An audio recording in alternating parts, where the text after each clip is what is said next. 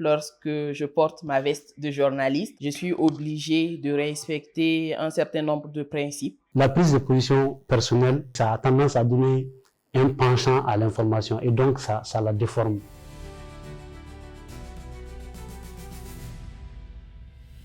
La différence, elle est toute palpable entre un journaliste engagé et puis un militant numérique, en ce sens que le journaliste engagé a beaucoup plus de restrictions, j'ai envie de dire. Il est beaucoup plus encadré que le militant numérique. Qu'est-ce que je veux dire par là? Le journaliste, il est soumis à une déontologie, à une éthique qui, normalement, s'il veut être un bon journaliste, être un bon traiteur de l'information, il doit forcément se conformer à ces règles-là. Donc la transparence, la vérification des faits, l'impartialité surtout. Par contre, le journaliste, le militant numérique ne va pas forcément à la vérification des faits.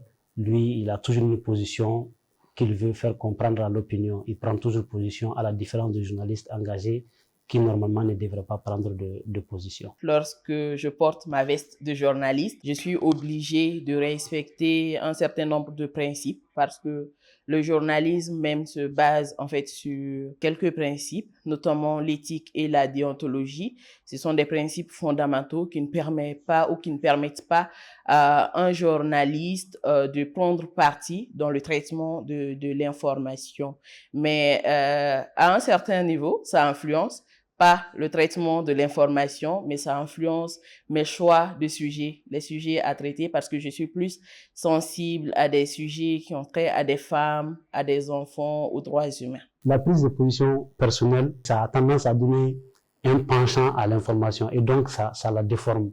Tu peux être journaliste, avoir une vision, avoir l'envie ou une idéologie pour X choses, et que si quelque chose se passe par rapport à cette chose, tu n'es pas forcément appelé à faire sortir ton pressenti personnel. Donc, ça peut influencer les faits. Est-ce que les deux casquettes se retrouvent? Je dirais non. Parce que Assetou Founé sur les réseaux sociaux, c'est beaucoup plus pour le fun, le plaisir et le militantisme. Rarement j'aborde les questions d'actualité, même si souvent je suis obligée dans des commentaires ou d'en parler, mais très rarement j'aborde les questions d'actualité. Je parle beaucoup plus de féminisme, c'est pour vraiment, en fait, pour m'amuser, apprendre également à ma manière, mais c'est pas Assetou la journaliste qu'on retrouve notamment sur les réseaux sociaux. Pour qui connaît nos sociétés actuellement, les gens ont même tendance à confondre le militantisme numérique au journalisme.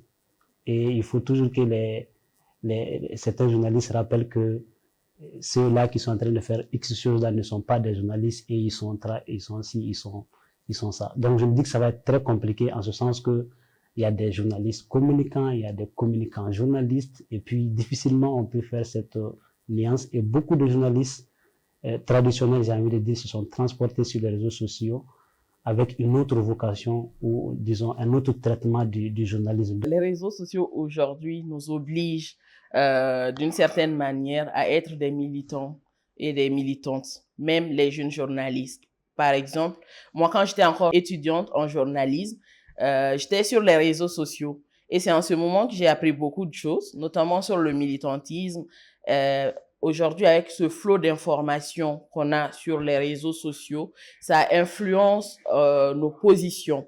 Et déjà, en tant que jeune journaliste, pour se faire démarquer souvent, il faut aborder des thématiques bien précises. Et là, ça amène le journaliste à s'intéresser ou à s'engager plus pour des causes bien précises, telles que les droits humains et bien d'autres, je dirais.